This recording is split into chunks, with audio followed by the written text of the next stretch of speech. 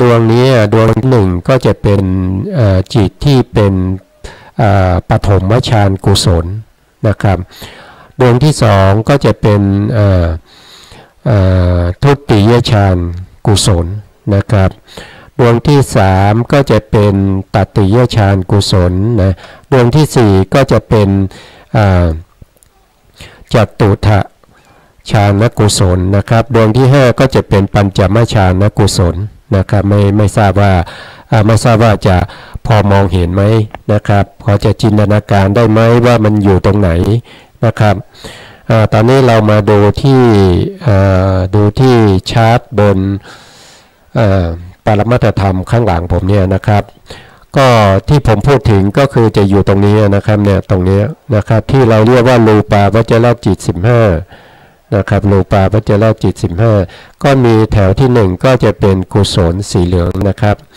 นะเป็นกุศลนะครับกุศลเนี่ยเกิดกับใครนะครับก็เกิดกับพวกที่เป็นฌานลาภีบุคคลนะครับที่เป็นปุถุชนนะครับ1คือปุถุชนนะ2ก็คือแก่พระโสดาบันนะครับ3ก็คือสกทาคามีนะครับ4ก็คือเป็นพระอนาคามีนะครับกุศลนี่จะไม่เกิดแก่พระอรหันต์นะครับจะไม่เกิดแก่พระอรหันต์บางคนอาจจะสงสัยว่าทำไมเป็น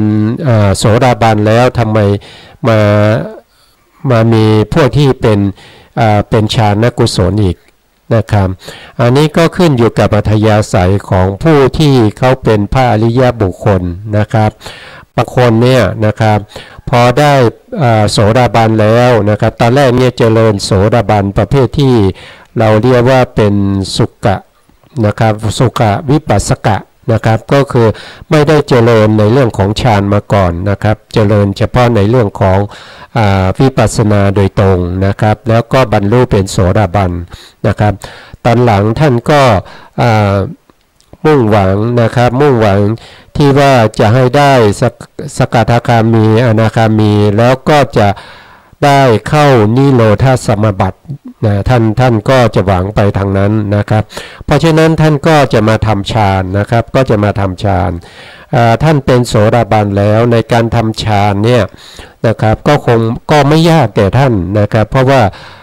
โสดาบันเนี่ยก็ละอกุศลธรรมไปได้หลายตัวแล้วนะครับเพราะฉะนั้นท่านก็จะทำฌานตั้งแต่ปฐมฌานจนไปถึงปัญจมฌานแล้วก็ต่อด้วยอรูปนะครับแล้วก็ท่านเจริญวิปัสสนานะครับก็ได้เป็นจนได้เป็นถึงพระอนาคามีนะครับเมื่อเป็นพระอนาคามีได้ทั้งโลกุตละฌานได้ทั้งโลกิยฌานเนี่ยท่านก็สามารถจะเข้านิโรธสมาบัติได้นะครับนั่นคือจุดมุ่งหมายของผู้ที่เป็นพระอริยะแล้วนะครับที่เป็นพระอริยะแล้วกลับมาเจริญในเรื่องของฌานนะครับโลกิยฌานนะครับหรือว่ารูปาวจรจิตนะครับหรือว่ารูปาวจรจิตพวกนี้นะครับแล้วบางคนสงสัยว่าแล้วถ้าเป็นพระอรหันต์ล่ะนะครับพระอรหันต์เนี่ยที่ยังไม่มีโลกิยฌานเนี่ยจะเข้านิโรธสมาบัติได้ไหมก็ตอบว่าเข้าไม่ได้นะครับต้องไปท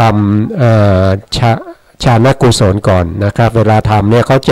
าจะใช้จิตประเภทไหนนะเวลาทำเนี่ยนะครับเวลาทำได้ฌานเนี่ยเขาก็จะเป็นจิตประเภทนี้นะครับที่เรียกว่าเป็นรูปาวจรกิริยาจิตนะครับก็จะมีอยู่5ดวงนะครับก็จะเป็นปฐมฌานทุติยฌานตติยฌานจตุยฌานแล้วก็ปัญจมฌานนะครับอันนี้ก็เป็นจิต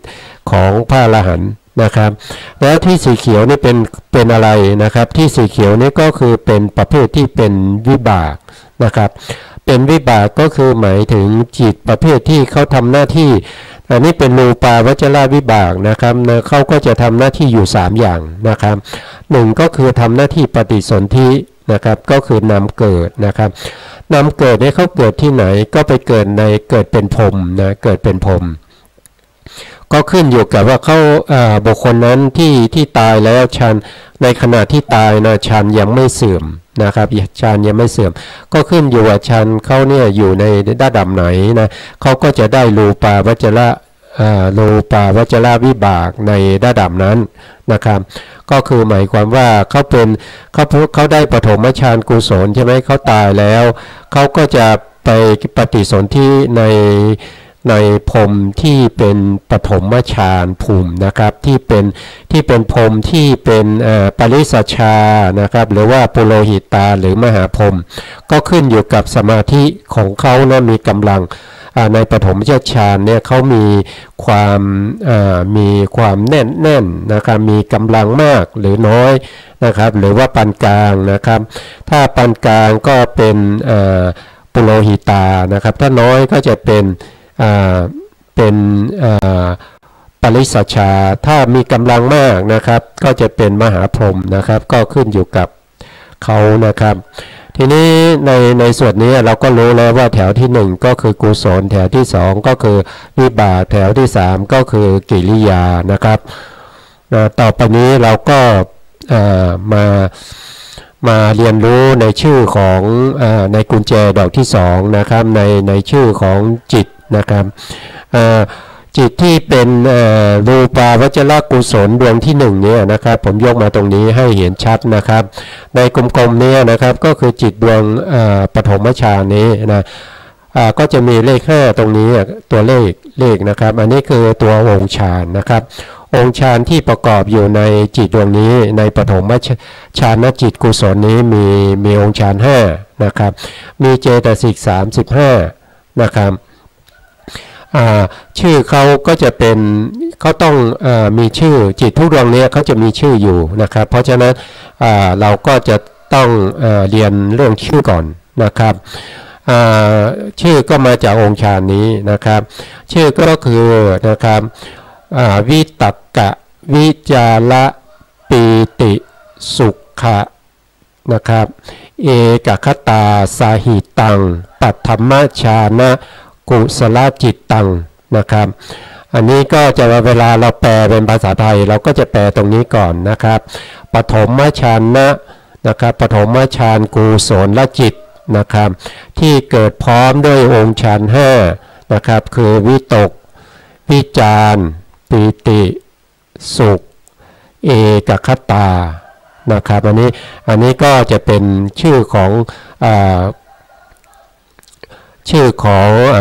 กุศล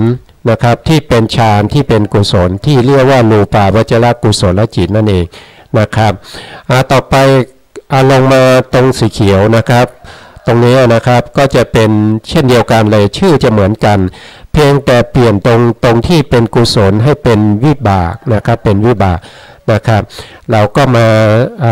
ออกเสียงนะครับในภาษาบาลีนะครับก็จะเป็นวิตักกะวิจาระ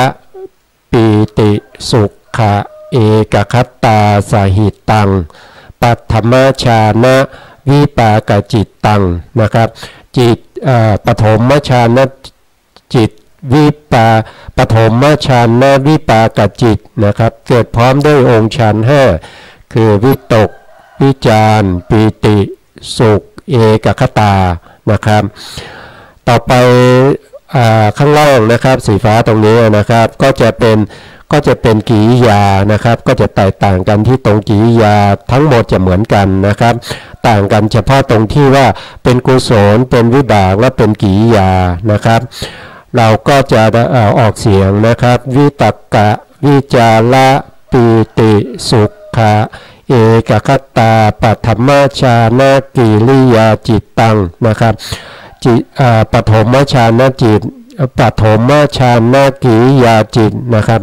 ที่เกิดขึ้นพร้อมด้วยองค์ฌาน5คือวิตกวิจารปีติสุขเอกคตานะครับก็ไม่ยากนะครับก็จะได้ปฐมฌานทั้งที่เป็นกุศลเป็นวิบากเป็นกิริยานะครับในชุดที่2นะครับก็คือทุติยฌานนะครับทุติยฌานก็จะแตกต่างกันกับปฐมฌานก็คือตัวองค์ฌานนะครับตัวองค์ฌานเนี่ยปฐมฌานเขามี5นะครับพอมาทุติยฌานก็จะมีแค่4นะครับมีแค่4เท่านั้น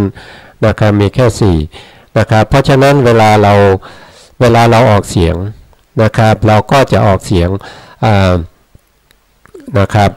อกเสียงเป็นบาลีก่อนนะครับก็จะเป็นวิจาระนะครับวิจาระปีติสุขะเอกคตาทุติยฌานกุศลจิตตังทุติยฌานกุศลจิตที่เกิดพร้อมด้วยองค์ฌานสี่นะครับคือวิจารปิติสุขเอกคตานะครับอันนี้เป็นกุศลนะครับต่อไปถ้าเป็นวิบากเนี่ยนะครับก็จะเปลี่ยนเฉพาะตรงที่เป็นวิบากเท่านั้นนะครับก็จะเป็นวิจารนะวิจาระนะครับภาษาบาลีนะครับวิจาระปีติสุขะเอกคตาทุติยฌานวิปากจิตตังนะครับจิตที่เกิดขึ้นทุติยฌานวิปากจิตนะครับเกิดขึ้นพร้อมด้วยองค์ฌานสี่คือวิจารปิติสุขเอกคตานะครับอันนี้ก็คือวิบากนะครับต่อไปก็คือกิริยานะครับวิจาระปีติสุขะเอกคตาทุติยฌานกิริยาจิตนะกิริยาจิตตังนะครับทุติยฌานกิริยาจิตที่เกิดพร้อมด้วยองค์ฌานสี่คือวิจารปิติสุขเอกคตานะครับก็คือกิริยาจิตเป็นของพระอรหันต์นะครับวันนี้เราก็จะได้ไปแล้วนะครับว่าในส่วนที่เป็นทุติยฌานนะครับตติยฌานนะครับต่อไปก็จะเป็นตติยฌานในตติยฌานก็เช่นเดียวกันนะครับต่างกันเฉพาะองค์ฌานเท่านั้นนะครับเขาจะมีองค์ฌานแค่3นะเขาจะละปิตินะครับส่วนชั้นที่2เนี่ยนะครับทุติยฌานเนี่ยละวิตกนะครับชั้นที่3เนี่ยละวิจารนะครับโทษทีนะครับละวิจารนะครับออกเสียงบาลีก็จะเป็นเขาละวิจารไปแล้วก็จะเป็นปีติสุขะเอกคตานะครับตติยฌานกุศลจิตตังนะครับตติยฌานกุศลจิตนะครับเกิดขึ้นพร้อมด้วยองค์ฌาน3คือนะครับปีติสุขเอกคตานะครับนี่ก็เป็นกุศลจิตนะครับต่อไปก็จะเป็นวิปากจิตนะครับก็จะเป็นนะครับปีติสุขะเอกคตาตติยฌานวิปากจิตตังนะครับ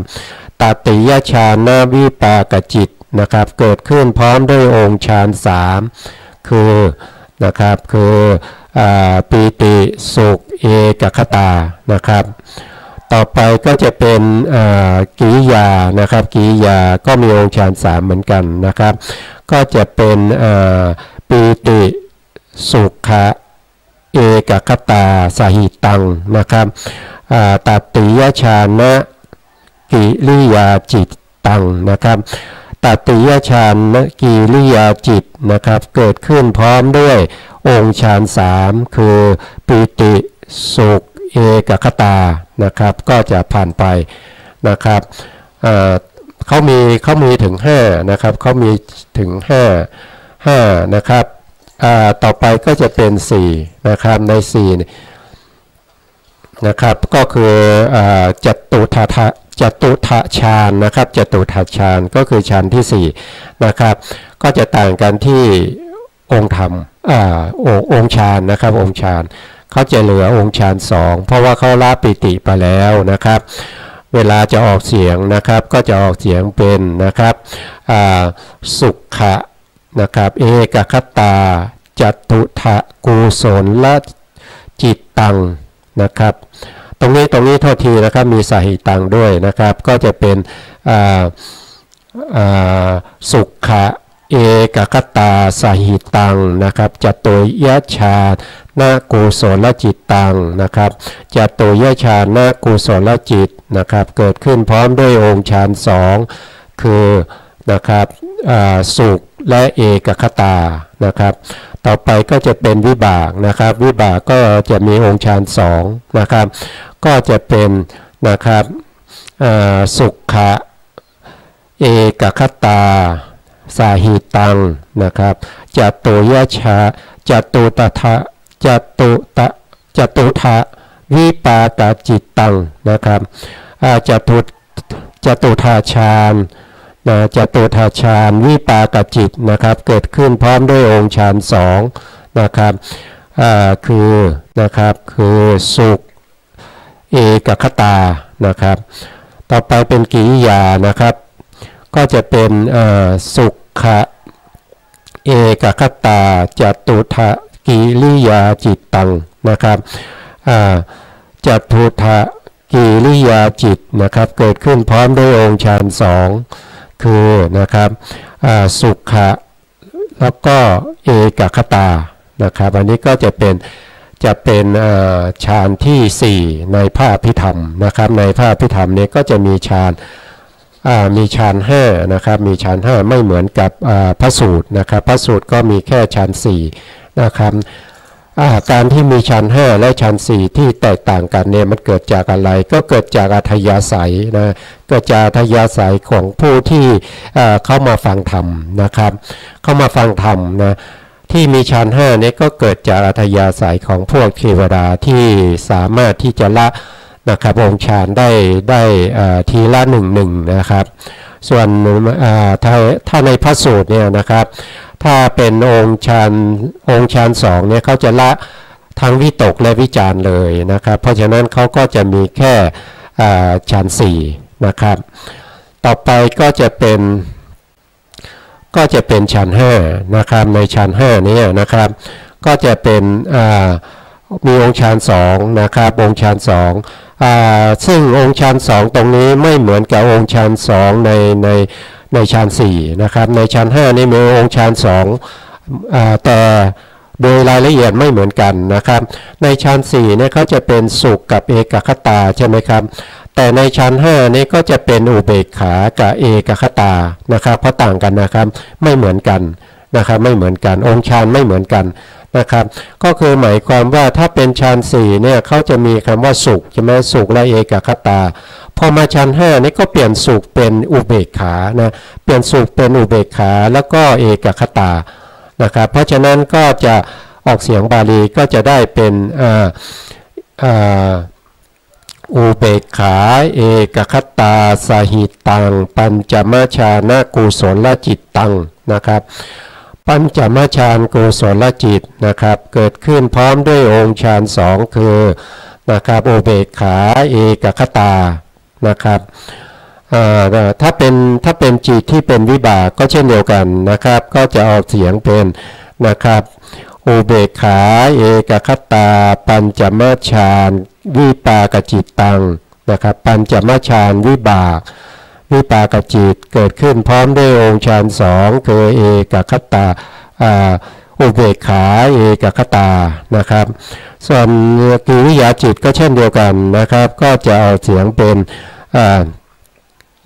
อุเบกขาเอกคตาปัญจมฌานกิริยาจิตตังนะครับปัญจมฌานกิริยาจิตเกิดขึ้นพร้อมด้วยองค์ฌาน2คืออุเบกขาเอกคตานะครับอันนี้ก็เราก็จะได้ในเรื่องของรูปาวจรจิต15นะครับเราได้มาหมดแล้วนะครับว่าดวงไหนมีชื่อว่าอย่างไร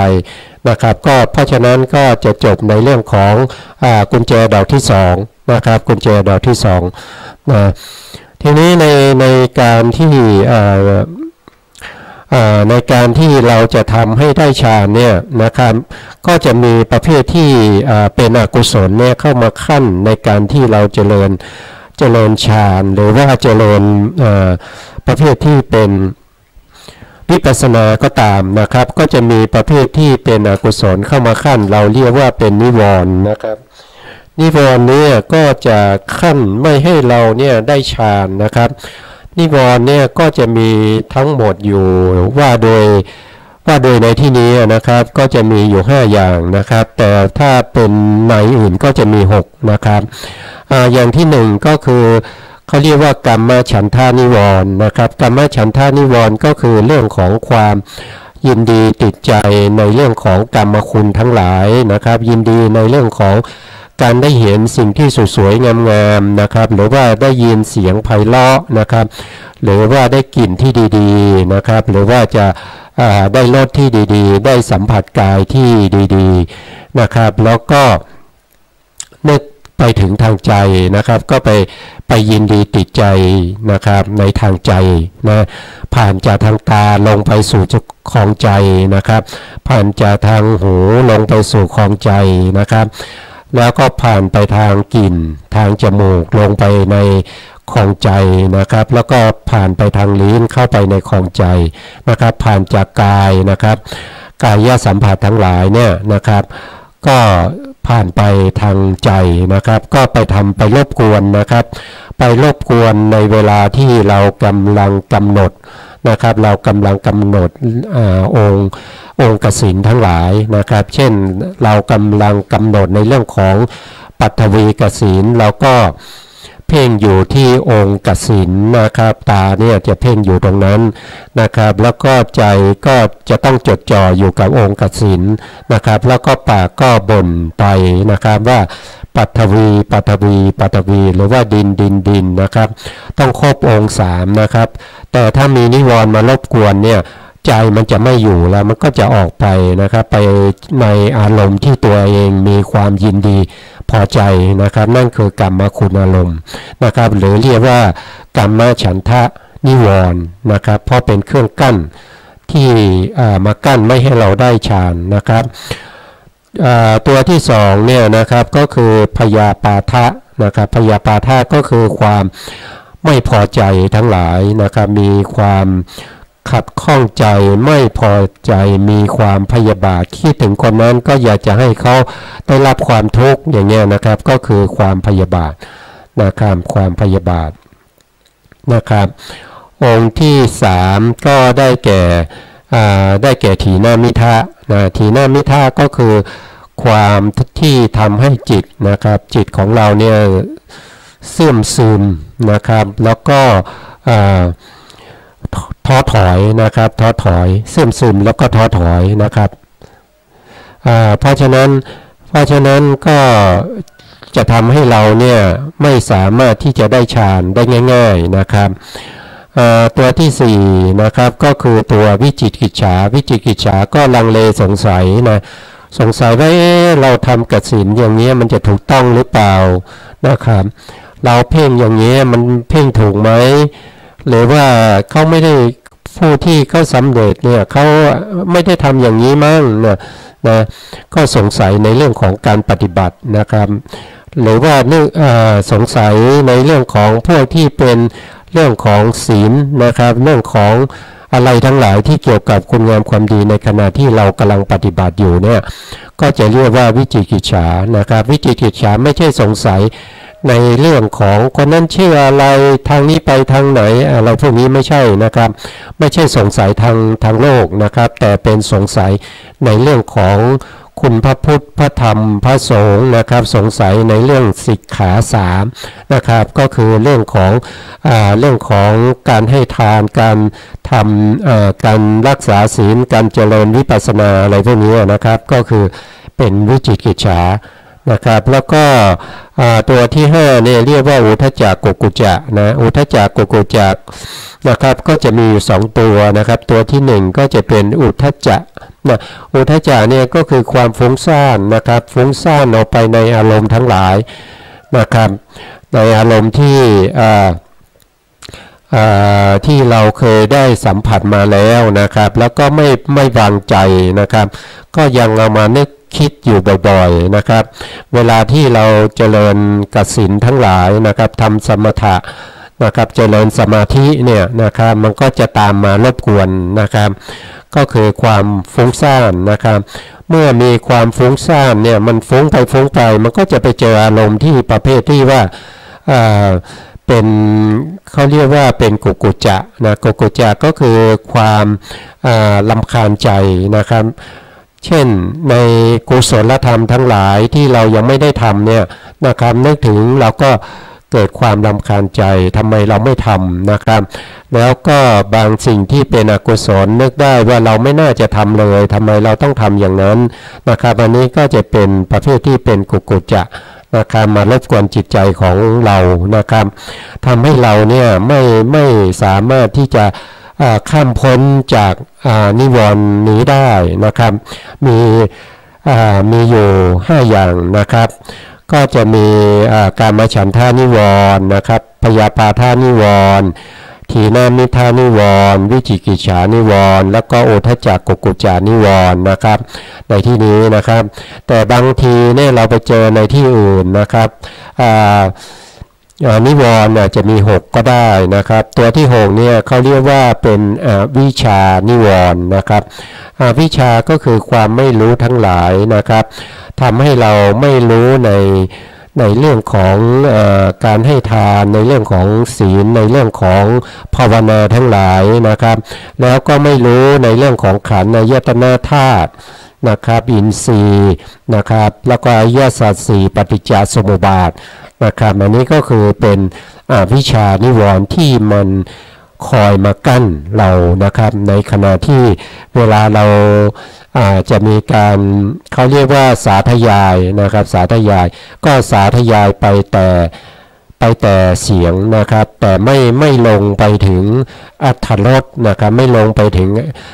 อรรถะของธรรมทั้งหลายนะครับไม่ได้ในลักษณะที่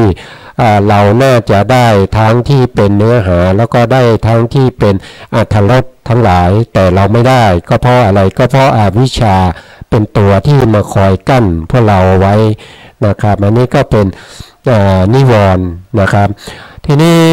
มีคนถามนะครับว่าแล้วนิวรณ์เนี่ยเราจะกำจัดมันได้อย่างไรนะครับก็ตอบว่านะครับที่จะกำจัดได้นั้นก็คือตัวที่เราเรียกว่าองค์ฌานนะครับมีอยู่5ใช่ไหมครับองค์ฌาน5ก็มีวิตกวิจารปิติสุขเอกคตานะครับแล้วอะไรเป็นกำจัดอะไรนะครับก็คือถ้าว่าโดยการประพฤติปฏิบัติแล้วถ้าเรามีกามฉันทานิวรณ์เนี่ยนะครับเราต้องกำจัดได้ด้วยเอกคตานะครับก็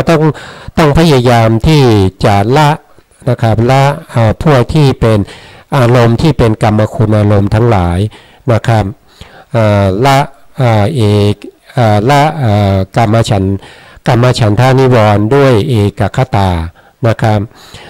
แล้วละพยาบาทด้วยอะไรนะครับความพยาบาทเนี่ยเราสามารถที่จะละได้ด้วยตัวปิตินะครับก็คือปิติถ้าปิติเกิดขึ้นพยาบาทก็จะไม่สามารถที่จะเข้ามาได้นะครับแล้วถีนมิทธาล่ะนะครับถีนมิทธาเป็นนิวรณ์เหมือนกันก็คือความง่วงเหงาหาวซึมนะครับจิตจะไม่กระฉับกระเฉงนะครับจิตจะง่วงนะครับอยากจะหลับนะครับมีการท้อถอยจากอารมณ์นะครับตัวนี้นี่เราจะละได้ด้วยตัววิตกนะครับต้องมีวิตกในการยกจิตขึ้นสู่อารมณ์บ่อยๆนะครับก็จะสามารถจะละถีนมิทธาได้นะครับแล้วถ้าเป็นวิจิกิจฉาความลังเลสงสัยเราจะละได้ด้วยอะไรนะครับก็คือองค์ฌานที่เราเรียกว่าวิจารณ์นะครับตัววิจารณ์เนี่ยจะเป็นตัวที่ละวิจิกิจฉานะครับแล้วถ้าเป็นอุทจักกุกุจจาล่ะนะครับอุทจักกุกุจจาก็ละได้ด้วยตัวสุขนะครับถ้าเราปฏิบัติเนี่ยเราต้องมีจิตใจที่เป็นสุขนะครับถ้าเรามีจิตใจที่เป็นสุขเนี่ยเราก็จะสามารถจะละอุทจักกุกุจจะได้นะครับเพราะฉะนั้นบุคคลที่เจริญฌานครั้งแรกเนี่ยนะครับจะต้องเป็นจิตประเภทที่เป็นสมนัตนะครับผู้ที่เจริญเนี่ยจะต้องมีจิตที่มีความสุขนะครับมีความสุขมีปีตินะครับประเภทนี้นะครับแต่ถ้ามาใช้จิตประเภทที่เป็นอุเบกขานะครับหรือว่าจะเป็นจิตที่เป็นประเภทที่มีความไม่พอใจพยาบาทอะไรพวกนี้มันไม่สามารถที่จะเจริญฌานได้นะครับอันนี้ก็ให้พวกเราได้เข้าใจนะครับว่าเราจะสามารถจะเจริญฌานได้ นะครับเป็นรูปฌานเนี่ยมีอารมณ์อยู่40นะครับแล้วก็มีนิวรณ์มากั้นนะครับแล้วก็นิวรณ์เนี่ยเราจะละได้อย่างไรนะครับก็จะละได้ตามนี้นะครับตอนนี้เวลาก็หมดแล้วนะครับเพราะฉะนั้นก็พบกันใหม่นะครับในตอนเย็นนะครับสุดท้ายนี้นะครับก็ขอขอบคุณพระครูสมุทรวิศวัตนะครับวรกิจโจนะครับ